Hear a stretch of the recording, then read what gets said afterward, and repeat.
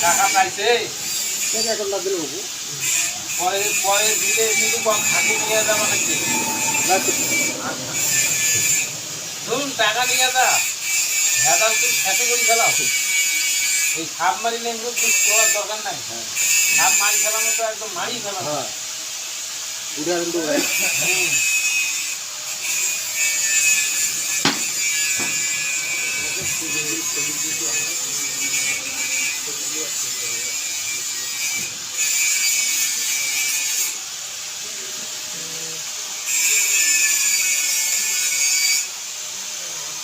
না না